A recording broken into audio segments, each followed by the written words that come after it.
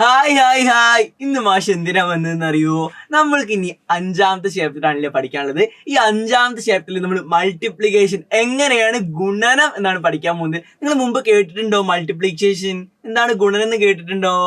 നമ്മൾ അങ്ങനെ ഒരു പുതിയ സംഭവം പരിചയപ്പെടാൻ പോകട്ടോ. അപ്പൊ എല്ലാവരും അത് പരിചയപ്പെടാൻ വേണ്ടി റെഡിയാണോ? വളരെ പ്രധാനപ്പെട്ട ഒന്നാണ്. നമുക്കത് പരിചയപ്പെടാം.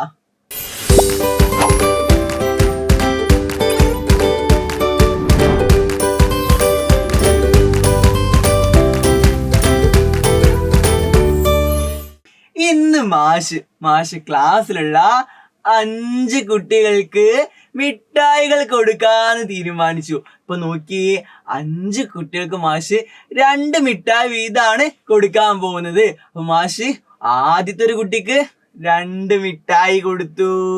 രണ്ടാമത്തെ കുട്ടിക്കും മാഷ് 2 മിഠായി കൊടുത്തു. അപ്പൊ ആകെ എത്ര മിഠായി മാഷ് കൊടുത്തു? 4 മിഠായി അല്ലെ. മൂന്നാമത്തെ കുട്ടിക്കും ഞാൻ 2 മിഠായി കൊടുത്തു. ഇപ്പൊ എത്ര മിഠായി ആകെ കൊടുത്തു? 6 മിഠായി ആകെ കൊടുത്തു അല്ലേ. നാലാമത്തെ കുട്ടിക്കും മാഷ് 2 മിഠായി കൊടുത്തു. 5ാമത്തെ കുട്ടിക്കും മാഷ് 2 മിഠായി കൊടുത്തു. അങ്ങനെ 5 പേർക്ക് 2 മിഠായി 2 മിഠായി 2 മിഠായി വീതം ഞാൻ കൊടുത്തു അല്ലേ. അപ്പൊ 5 തവണ 2 കൂട്ടിയാൽ എത്ര കിട്ടും? 10 കിട്ടും. ഇതിനെ നമുക്ക് ചുരുക്കി പറയാം. അതെങ്ങനെയാണെന്നാണ് മാഷ് പറഞ്ഞുതരാൻ പോകുന്നത് കേട്ടോ. എന്താ നമ്മൾ ഇവിടെ ചെയ്തത്? 5 തവണ 2കൾ കൂട്ടി 5 2s അല്ലെ. 5 തവണ 2നെ കൂട്ടിയാൽ എന്താ കിട്ടുക? 10.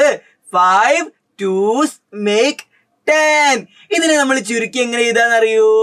5 into 2 എഴുതും. 5 ഗുണിക്കണം 2 എഴുതും. 5 ഗുണിക്കണം 2 എന്താ? 10.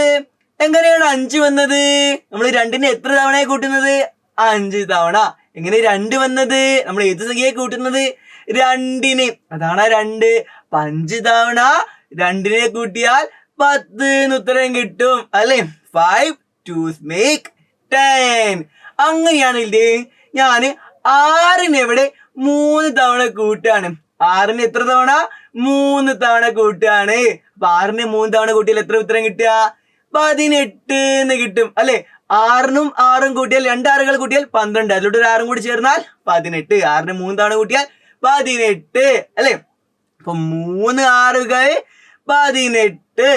3 6 18 അല്ലെ. ഇത് നമുക്ക് എങ്ങനെ ചുരുക്കി എഴുതാം? 3 into 6 എന്ന് എഴുതാം. എന്താണ് 3?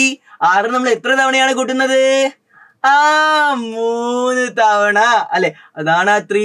6 എന്താണ്? നമ്മൾ 6നെയാണ് കൂട്ടുന്നത് അല്ലെ. അപ്പൊ 3 into 6 നമുക്ക് അതിനെ എഴുതാം. 3 into 6 എന്താ?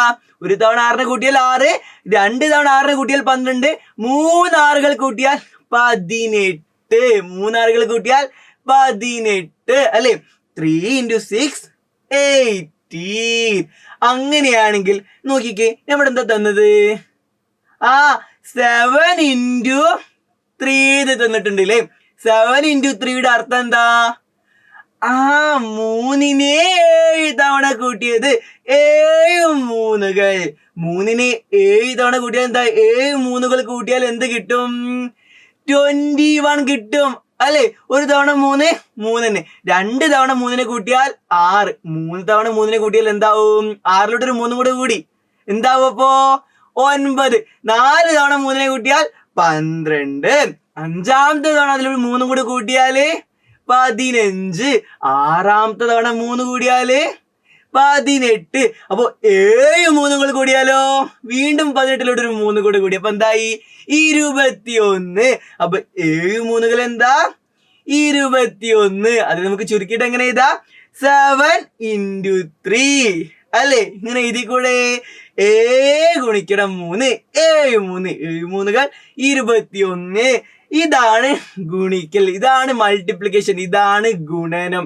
നമ്മളിങ്ങനെ ആവർത്തിച്ച് കൂട്ടുന്നതിന് ചുരുക്കി എഴുതുന്നതിനെ കുറിച്ചാണ് നമ്മൾ ഗുണനം എന്ന് പറയുന്നത്. ഇങ്ങനെ ആവർത്തിച്ച് 7 തവണ 3നെ കൂട്ടാൻ എഴുതുമ്പോൾ കുറെ തവണ എഴുതണ്ടേ. അതിനെ ചുരുക്കി 7 into 3 എഴുതിയാൽ മതി. അതിന്റെ അർത്ഥം എന്താ? 3നെ 7 തവണ കൂട്ടി എഴുതുന്ന കേട്ടോ. അങ്ങനെ കുറേ തവണ എഴുതുന്നതിന് പകരം ഇങ്ങനെ ചുരുക്കി എഴുതുക. ഏത് സിമ്പിൾ നമ്മൾ ഇടുക? ഇങ്ങനെ ഒരു ക്രോസ് മാർക്കിൽ ഇങ്ങനെയാണ് മൾട്ടിപ്ലിക്കേഷൻ ചിഹ്നം. അപ്പൊ ഇങ്ങനെ ഒരു ചിഹ്നം ഇടും അല്ലേ? ഇതിനെയാണ് നമ്മൾ ഗുണന ചിഹ്നം എന്ന് വിളിക്കുക. അപ്പോൾ ഇങ്ങനെ ആവർത്തിച്ച് കൂട്ടുന്ന പകരം നമ്മൾ ഗുണന ചിഹ്നം ഇട്ടിട്ട് ചുരുക്കി എഴുതും. അപ്പൊ എന്താണ് മൾട്ടിപ്ലിക്കേഷൻ എന്ന് എല്ലാവർക്കും മനസ്സിലായില്ലേ? അപ്പൊ ഇതുപോലെ ഇനി നമുക്ക് കുറേ കാര്യങ്ങൾ നല്ല രസത്തിൽ പഠിക്കാം കേട്ടോ. ഇനി നമുക്ക് 1 മുതൽ 10 വരെയുള്ള എല്ലാ നമ്പേഴ്സിന്റെയും മൾട്ടിപ്ലിക്കേഷൻ പഠിക്കാനുണ്ട്. അതൊക്കെ നമുക്ക് ഇനിയുള്ള ക്ലാസ്സുകളിലായിട്ട് പഠിക്കാം. മാഷി ഇനി നിങ്ങൾ അടുത്ത ക്ലാസ്സിൽ കാണാം കേട്ടോ. മാഷി പോകണേ. Bye by.